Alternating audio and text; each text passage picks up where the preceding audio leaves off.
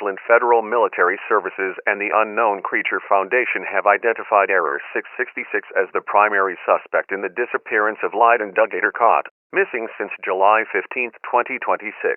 Error 666 is wanted after publishing a compromised classified WLFMS video on YouTube containing threats against the WLFMS, the UCF, and Lydon Dugator Cott, stating that the UCF will do nothing and that Lydon will die soon.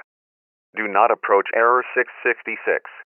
Report any information immediately to the nearest WLFMS or UCF authority.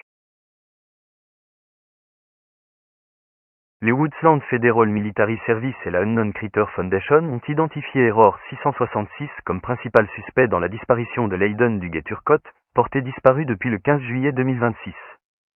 Error 666 est recherché après avoir publié sur YouTube une vidéo confidentielle du WLFMS contenant des menaces envers le WLFMS, l'UCF et Lydon Dugator Cott, affirmant que l'UCF ne pourra rien faire et que Lydon mourra bientôt.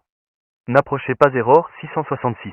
Toute information doit être signalée immédiatement aux autorités du WLFMS ou de l'UCF.